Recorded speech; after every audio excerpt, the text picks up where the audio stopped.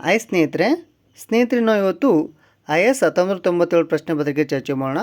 IAS 1997ರಲ್ಲಿ geography ಕೇಳಿರುವಂಥ ಪ್ರಶ್ನೆಗಳ ಬಗ್ಗೆ ಚರ್ಚೆ ಮಾಡೋಣ ಸ್ನೇಹಿತರೆ. ಇಲ್ಲಿ ಮೊದಲ ಪ್ರಶ್ನೆ, ಈ ಕೆಳಗೆ ಕೊಟ್ಟಿರುವ ನಕ್ಷತ್ರಗಳಲ್ಲಿ ಭೂಮಿಗೆ ಅತ್ಯಂತ ಸಮೀಪದಲ್ಲಿರುವುದು ಯಾವುದು? ಇಲ್ಲಿ ಸರಿಯಾದ ಉತ್ತರ ಸೂರ್ಯ. ಸ್ನೇಹಿತರಲ್ಲಿ ಸೂರ್ಯನ ಬಗ್ಗೆ ಚರ್ಚೆ ಮಾಡೋಣ ಸ್ವಲ್ಪ. ಇದರ ವ್ಯಾಸ ಎಷ್ಟಿದೆ? ಸೂರ್ಯನ ವ್ಯಾಸ ಅಂದರೆ 13,91,980 ಕಿಲೋಮೀಟರ್. ಸ್ನೇಹಿತರಲ್ಲಿ ಸೂರ್ಯ ಸೌರವ್ಯೂಹದಲ್ಲಿ 99% ಹೆಚ್ಚಿನ ತೂಕವನ್ನು ಒಳಗೊಂಡಿದ್ದರಿಂದ ಅತಿ ಹೆಚ್ಚು ಗುರುತ್ವಾಕರ್ಷಣೆ ಶಕ್ತಿಯನ್ನು ಇದು ಹೊಂದಿದೆ. ಯಾವುದು? ಸೂರ್ಯ. ಹಾಗಾಗಿ ಸೂರ್ಯನ ಸುತ್ತ ಎಲ್ಲ ಗ್ರಹಗಳು ಮತ್ತು ಇತರ ಆಕಾಶಕಾಯಗಳು ಇದರ ಸುತ್ತುತ್ತವೆ ಸ್ನೇಹಿತರಲ್ಲಿ ಸೂರ್ಯನ ಕುರಿತು ಅಧ್ಯಯನ ಮಾಡೋದಕ್ಕೆ ನಾವು ಹಿಲಿಯೋಸಿಸ್ಮಾಲಜಿ ಎಂದು ಕರಿತೇವೆ. ಇಲ್ಲಿ ಸೂರ್ಯನಲ್ಲಿ ನಾವು ಹೈಡ್ರೋಜನ್ ಮತ್ತು ಹಿಲಿಯಂ ಅನಿಲಗಳು ಕಾಣಬಹುದು. ಸ್ನೇಹಿತರಲ್ಲಿ ಹೈಡ್ರೋಜನ್ ಜಲಜನಕವು ಹಿಲಿಯಂ ಆಗಿ ಪರಿವರ್ತನೆ ಆಗೋದ್ರಿಂದ ನಮಗೆ ಬೆಳಕು ಉಂಟಾಗುತ್ತದೆ. ಈ ಕ್ರಿಯೆಯನ್ನು ನಾವು ಏನನ್ನು ಕರಿತೀವಿ ಅಂದರೆ ಉಷ್ಣ ಬೈಜಿಕ ಸಮ್ಮಿಲನ ಕ್ರಿಯೆ ಎಂದು ಕರಿತೇವೆ ಸ್ನೇಹಿತರೆ. ಸೂರ್ಯನಿಂದ ಬಿಡುಗಡೆಯಾಗುವ ವಿಕಿರಣವನ್ನು ಸೂರ್ಯ ವಿಕಿರಣಗಳು ಅಥವಾ ಸೂರ್ಯಜನ್ಯ ವಿಕಿರಣಗಳನ್ನು ಕರಿತೇವೆ ಸ್ನೇಹಿತರೆ. ಇಲ್ಲಿ ಸೂರ್ಯನಿಂದ ಬರುವ ವಿಕಿರಣಗಳೇನಿರುತ್ತಲ್ಲ ಸ್ನೇಹಿತರೆ, ಅದಕ್ಕೆ ಅಳತೆ ಮಾಡುವ ಮಾಪಕ ನಾವು ಏನಂತ ಕರಿತೀವಿ ಅಂದ್ರೆ ಸೋಲಾರಿಮೀಟರ್. ಯಾವುದು ಮೀಟರ್? ಸೋಲಾರಿಮೀಟರ್. ಸೂರ್ಯನ ವಯಸ್ಸು ಎಷ್ಟಂದರೆ 4.6 ಬಿಲಿಯನ್ ವರ್ಷ. ಸ್ನೇಹಿತರಲ್ಲಿ ಸೂರ್ಯನ ಒಳಗೆ ನೋಡ್ರಿ, ಸೂರ್ಯನ ಒಳಗೆ ನಡೆಯುವ ಕ್ರಿಯೆಗೆ ನಾವು ಏನಂತ ಕರಿತೇವೆ? ಬೈಜಿಕ್ ಸಮ್ಮಿಲನ ಕ್ರಿಯೆ ಅಂತ ಕರಿತೇವೆ. ಅದೇ ರೀತಿ ಬಾಂಬ್ಗಳ ಒಳಗೆ ನಡೆಯುವ ಕ್ರಿಯೆ ಏನಂತ ಕರಿತೇವೆ? ಬೈಜಿಕ್ ವಿತರಣಾ ಕ್ರಿಯೆ ಅಂತ ಕರಿತೇವೆ ಸ್ನೇಹಿತರಲ್ಲಿ. ಸೂರ್ಯನ ಸ್ಥಿತಿ ಯಾವುದಂದ್ರೆ ಹಳದಿ ನಕ್ಷತ್ರ. ಓಕೆ ಸ್ನೇಹಿತರಲ್ಲಿ ಮುಂದಿನ ಪ್ರಶ್ನೆ ನೋಡೋಣ. ಜನವರಿ ತಿಂಗಳಿನ ಯಾವ ಸಮೀಶತೋಷ್ಣ ರೇಖೆಯ ಆಧಾರದಿಂದ ಭಾರತವನ್ನು ಉಷ್ಣವಲಯ ಹಾಗೂ ಸಮಶೀತೋಷ್ಣ ವಲಯಗಳಾಗಿ ವಿಂಗಡಿಸುವುದಂದರೆ? ಸ್ನೇಹಿತರೆ ಅಲ್ಲಿ ಸರಿಯಾದ ಉತ್ತರ ಬಿ, 12 ಡಿಗ್ರಿ ಸೆಲ್ಸಿಯಸ್ಸು. ಸ್ನೇಹಿತರೆ ಮುಂದಿನ ಪ್ರಶ್ನೆ, ಈ ಕೆಳಗಿನ ಚಿತ್ರದಲ್ಲಿ ಬುಧ ಗ್ರಹವು ಸೂರ್ಯನ ಸುತ್ತ ವರ್ತುಲಾಕಾರದ ಪಥದಲ್ಲಿ ಪರಿಭ್ರಮಿಸುವುದನ್ನು ಸೂಚಿಸಿದೆ. ಅದರ ವೇಗ ಶಕ್ತಿಯು ಸೂಚಿಸಿರುವ ಯಾವ ಸ್ಥಾನದಲ್ಲಿ ಅಧಿಕವಾಗಿದೆ ಅಂದರೆ ಈ ಕೆಳಗಿನ ಚಿತ್ರದಲ್ಲಿ ಬುಧ ಗ್ರಹ ಏನು ಮಾಡುತ್ತೆ ಅಂದರೆ ಸೂರ್ಯನ ಸುತ್ತ ವರ್ತುಲಾಕಾರದ ಪಥದಲ್ಲಿ ಪರಿಭ್ರಮಿಸುವುದನ್ನು ಸೂಚಿಸಿದೆ. ಅದರ ವೇಗವು ಅಂದರೆ ಬುಧ ಗ್ರಹದ ವೇಗ ಶಕ್ತಿಯು ಈ ಸೂಚಿಸಿರುವ ಯಾವ ಸ್ಥಾನದಲ್ಲಿ ಅಂದರೆ ಈ ಕೆಳಗೆ ಚಿತ್ರದಲ್ಲಿ ಸೂಚಿಸಿರುವ ಯಾವ ಸ್ಥಾನದಲ್ಲಿ ಬುಧ ಗ್ರಹದ ವೇಗ ಶಕ್ತಿಯು ಹೆಚ್ಚಿದೆ ಅಂತ ಕೇಳಿದ್ದಾರೆ. ಎಲ್ಲಿ ಅಂದರೆ ಎದಲ್ಲಿ ವೇಗ ಶಕ್ತಿಯು ಹೆಚ್ಚಿದೆ ಅಂತ ತೋರಿಸುತ್ತೆ ಸ್ನೇಹಿತರೆ. ಮುಂದಿನ ಪ್ರಶ್ನೆ, ಧೂಮಕೇತುವಿನ ಬಾಲವು ಸೂರ್ಯನಿಂದ ದೂರಕ್ಕೆ ಚಾಚಿಕೊಂಡಿರುವುದು ಏಕೆಂದರೆ? ಇಲ್ಲಿ ಏನು ಕೇಳಿದ್ದಾರೆ ಸ್ನೇಹಿತರೆ ನೋಡಲಿ. ಧೂಮಕೇತುವಿನ ಬಾಲವು ಸೂರ್ಯನಿಂದ ದೂರಕ್ಕೆ ಚಾಚಿಕೊಂಡಿರೋದು ಏಕೆ?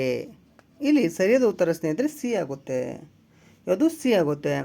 ಸೂರ್ಯನ ವಿಕಿರಣವು ಧೂಮಕೇತುವಿನ ಮೇಲೆ ವಿಕಿರಣಾತ್ಮಕ ಒತ್ತಡ ಇರುವುದರಿಂದ ಅದರ ಬಾಲವು ಸೂರ್ಯನಿಂದ ದೂರವಾಗಿರುವುದು. ಯಾಕೆ ನೋಡ್ರಿ, ಏನಂದರೆ ಸೂರ್ಯನ ವಿಕಿರಣವು ಧೂಮಕೇತುವಿನ ಮೇಲೆ ವಿಕಿರಣಾತ್ಮಕ ಒತ್ತಡ ಇರುವುದರಿಂದ ಅದರ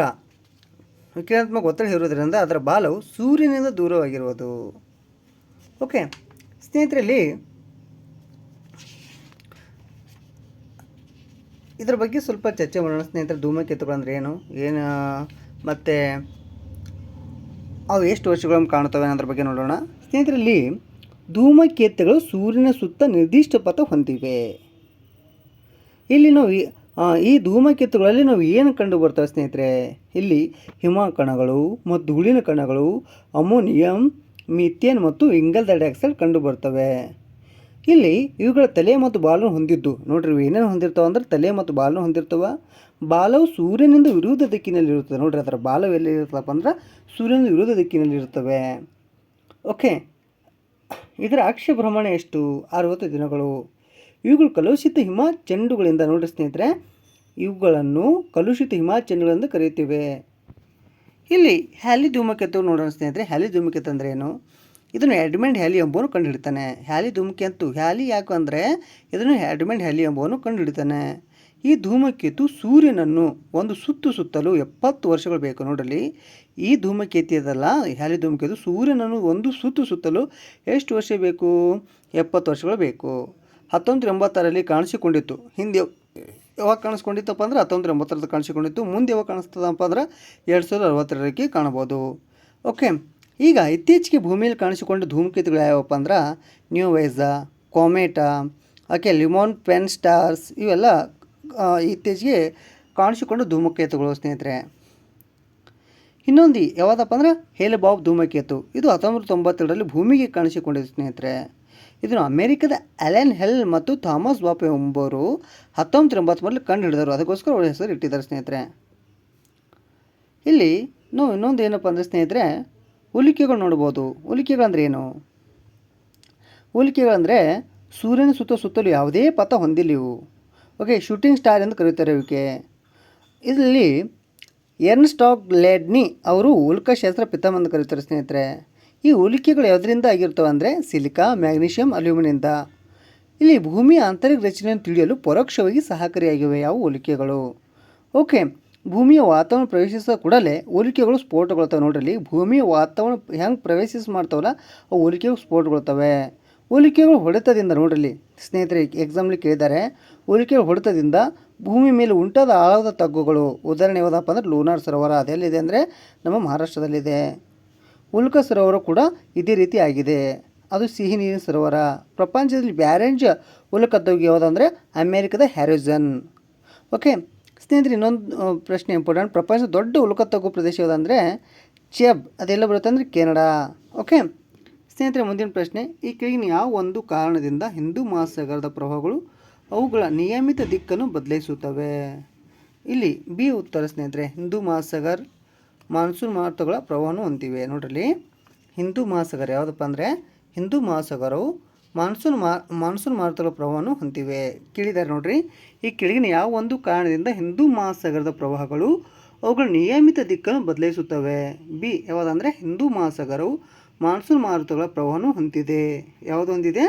ಮಾನ್ಸೂನ್ ಮಾರುತಗಳ ಪ್ರವಾಹವನ್ನು ಹೊಂದಿದೆ. ಸ್ನೇಹಿತರೆ, ಇಲ್ಲಿ ಕೆಲವು ಪ್ರವಾಹಗಳ ಬಗ್ಗೆ ಕ್ವಶನ್ ಕೇಳ್ತಾರೆ ಸ್ನೇಹಿತರೆ. ಮೊನ್ನೆ ಸಿಟಿನಲ್ಲೂ ಕೂಡ ಕೇಳಿದರು. ಸ್ವಲ್ಪ ಪ್ರವಾಹಗಳ ಬಗ್ಗೆ ನೋಡೋಣ ಸ್ನೇಹಿತರೆ. ಇಲ್ಲಿ ನಾವು ಸಾಗರದ ಪ್ರವಾಹದಲ್ಲಿ 2 ವಿಧಗಳಿವೆ ಸ್ನೇಹಿತರೆ, ಉಷ್ಣ ಪ್ರವಾಹಗಳು ಮತ್ತು ಶೀತ ಪ್ರವಾಹಗಳು. ಓಕೆ, ಇಲ್ಲಿ ಉಷ್ಣ ಪ್ರವಾಹಗಳು ಅಂದರೆ ಇಕ್ವೇಟರ್ನಿಂದ ಪೋಲಾರ್ ಕಡೆಗೆ ಚಲಿಸ್ತವೆ. ಶೀತ ಪ್ರವಾಹಗಳು ಪೋಲಾರ್ನಿಂದ ಇಕ್ವೇಟರ್ ಕಡೆ ಚಲಿಸುತ್ತವೆ. ಇಲ್ಲಿ ಅಟ್ಲಾಂಟಿಕ್ ಸಾಗರದ ಪ್ರವಾಹಗಳು ನೋಡೋಣ. ಇವು ಅತಿ ಹೆಚ್ಚು ಅಭಿವೃದ್ಧಿ ಹೊಂದಿರುವ ಸಾಗರ ಪ್ರವಾಹಗಳು. ನೋಡ್ರಿ, ಅಟ್ಲಾಂಟಿಕ್ ಸಾಗರದ ಪ್ರವಾಹಗಳು ಅತಿ ಹೆಚ್ಚು ಅಭಿವೃದ್ಧಿ ಹೊಂದಿರುವ ಸಾಗರ ಪ್ರವಾಹಗಳು ಸ್ನೇಹಿತರೆ. ಉದಾಹರಣೆ ಯಾವುದಪ್ಪ ಅಂದರೆ ಗಲ್ಫ್ ಸ್ಟ್ರೀಮ್ ಅತ್ಯಂತ ದೊಡ್ಡದಾದ. ನೋಡಲಿ, ಅತ್ಯಂತ ದೊಡ್ಡದಾದ ಪ್ರವಾಹ ಯಾವುದಪ್ಪ ಅಂದರೆ ಗಲ್ಫ್ ಸ್ಟ್ರೀಮ್ ಅತ್ಯಂತ ದೊಡ್ಡದಾದ ಮತ್ತು ಉದ್ದವಾದ ವೇಗವಾಗಿ ಚಲಿಸುವ ಉಷ್ಣ ಸಾಗರ ಪ್ರವಾಹವಾಗಿದೆ. ಯಾವುದು? Gulf stream. ನೋಡಲಿ, ಗಲ್ಫ್ ಸ್ಟ್ರೀಮು ಅತ್ಯಂತ ದೊಡ್ಡದಾದ ಉದ್ದವಾದ ವೇಗವಾಗಿ ಚಲಿಸುವ ಉಷ್ಣ ಸಾಗರ ಪ್ರವಾಹವಾಗಿದೆ ಸ್ನೇಹಿತರೆ. ಇಲ್ಲಿ ಕೇಳ್ತಾರೆ ಉಷ್ಣ ಪ್ರವಾಹಗಳು ಯಾವುವು, ಶೀತ ಪ್ರವಾಹಗಳು ಯಾವುವು. ಓಕೆ, ಪೆಸಿಫಿಕ್ ಸಾಗರದ ಪ್ರವಾಹಗಳು ಯಾವುವು, ಪೆಸಿಫಿಕ್ ಸಾಗರದ ಪ್ರವಾಹಗಳು ಉಷ್ಣ ಪ್ರವಾಹಗಳು ಯಾವುವು, ಶೀತ ಪ್ರವಾಹಗಳು ಕೇಳ್ತಾರೆ. ನೋಡ್ರಿ, ಇಲ್ಲಿ ಸ್ನೇಹಿತರಲ್ಲಿ ನಾವು ಪೆಸಿಫಿಕ್ ಸಾಗರದ ಪ್ರವಾಹಗಳ ಬಗ್ಗೆ ನೋಡೋಣ ಸ್ನೇಹಿತರೆ. ಸ್ವಲ್ಪ ಪೆಸಿಫಿಕ್ ಸಾಗರದ ಪ್ರವಾಹಗಳು ಇಲ್ಲಿ ಯಾವುದಪ್ಪ ಅಂದರೆ ಕುರಾಶಿವೋ ಉಷ್ಣ ಪ್ರವಾಹಗಳು. ನೋಡ್ರಿ, ಪೆಸಿಫಿಕ್ ಸಾಗರದಲ್ಲಿ ಪ್ರವಾಹಗಳಲ್ಲಿ ಕಂಡುಬರುವ ಉಷ್ಣ ಪ್ರವಾಹಗಳು ಯಾವುದಂದರೆ ಕುರಾಶಿವೋ, ಓಕೆ, ತುಶಿಮಾ, ಅಲೆಟಿನಾ ಮತ್ತು ಈಸ್ಟ್ ಆಸ್ಟ್ರೇಲಿಯಾ, ಎಲ್ನಿನೋ, ಇವೆಲ್ಲ ಉಷ್ಣ ಪ್ರವಾಹಗಳು ಪೆಸಿಫಿಕ್ ಸಾಗರದಲ್ಲಿ ಕಂಡುಬರ್ತವೆ. ಅದೇ ರೀತಿ ಪೆಸಿಫಿಕ್ ಸಾಗರದ ಪ್ರವಾಹಗಳಲ್ಲಿ ಶೀತ ಪ್ರವಾಹಗಳು ಯಾವುವು ಅಂದರೆ ಒಕಾಶಿವೋ, ಒಕೋಜಾ, ಕ್ಯಾಲಿಫೋರ್ನಿಯಾ, ಅಂಬೋಲ್ಟಾ ಮತ್ತು ಲ್ಯಾನಿನೋ. ಸ್ನೇಹಿತರೆ, ಹಿಂದೂ ಮಹಾಸಾಗರದ ಪ್ರವಾಹಗಳು ನೋಡೋಣ. ಈ ಹಿಂದೂ ಮಹಾಸಾಗರದ ಪ್ರವಾಹಗಳು ಇವು ಅರ್ಧ ವೃತ್ತ ಅಂತ ಕರಿತಾವ್ರಿ ಇದಕ್ಕೆ. ಕಾರಣ ಯಾಕಂದ್ರೆ ಉತ್ತರ ಭಾಗವು ಸಂಪೂರ್ಣ ಭೂಖಂಡಗಳು ಹೊಂದ್ಯಾವ. ನೋಡ್ರಿ, ಹಿಂದೂ ಮಹಾಸಾಗರ ಪ್ರವಾಹಗಳಿಗೆ ನಾವು ಏನು ಕರಿತೀವಿ? ಅರ್ಧ ವೃತ್ತ ಅಂತ ಕರಿತೀವಿ. ಯಾಕಂದ್ರೆ ಇದ್ರ ಉತ್ತರ ಭಾಗ ಏನಾಗಿದೆಪ್ಪ ಅಂದ್ರೆ ಸಂಪೂರ್ಣ ಭೂಖಂಡಗಳು ಒಳಗೊಂಡಿದೆ. ಓಕೆ, ಇಲ್ಲಿ ಯಾವಪ್ಪ ನೋಡೋಣ ಸರಿ. ಹಿಂದೂ ಮಹಾಸಾಗರದ ಪ್ರವಾಹಗಳು ಯಾವಪ್ಪ ಅಂದ್ರೆ ಉಷ್ಣ ಪ್ರವಾಹಗಳು ಯಾವುವು? ಸೋಮಾಲಿಯಾ, ಮಡಗಾಸ್ಕರ, ಮಾಜಂಬಿಕಾ, ಅಗುಲಾಸ, ನೈಋತ್ಯ ಮಾನ್ಸೂನ್ ಮಾರುತ. ಶೀತ ಪ್ರವಾಹಗಳು ಯಾವುದು ಅಂದರೆ ಪಶ್ಚಿಮ ಆಸ್ಟ್ರೇಲಿಯಾ. ಸ್ನೇಹಿತರಲ್ಲಿ ಹಿಂದೂ ಮಹಾಸಾಗರ ಅತ್ಯಂತ ದೊಡ್ಡ ದ್ವೀಪ ಯಾವುದು? ಮಡಗಾಸ್ಕರ. ಇದು ಪ್ರಪಂಚದ ಅತ್ಯಂತ ದೊಡ್ಡ ದ್ವೀಪ ಯಾವುದು? ಗ್ರೀನ್ಲ್ಯಾಂಡ್. ಇದು ನೆನಪಿಡುವ ಸ್ನೇಹಿತರೆ. ನಮ್ಮ ವಿಡಿಯೋಸ್ ನಿಮ್ಗೆ ಇಷ್ಟವಾದರೆ ಲೈಕ್ ಮಾಡಿರಿ, ಶೇರ್ ಮಾಡಿರಿ, ಸಬ್ಸ್ಕ್ರೈಬ್ ಮಾಡಿರಿ. ಧನ್ಯವಾದಗಳು. ಶುಭ ದಿನ. ಇದೇ ರೀತಿ ವಿಡಿಯೋಸ್ ಬರ್ತಿರ್ತವೆ. ದಿನ ನಿಮಗೆ ತುಂಬ ಯೂಸ್ಫುಲ್ ಆಗುತ್ತೆ ಸ್ನೇಹಿತರೆ. ಮುಂದೆ KS ಆಗಲಿ, KPC ಗ್ರೂಪ್ಸ್ ಆಗಲಿ, PDO ಆಗಲಿ, ಪ್ರತಿಯೊಂದು ಎಕ್ಸಾಮ್ಗೆ ಯೂಸ್ಫುಲ್ ಆಗುತ್ತೆ.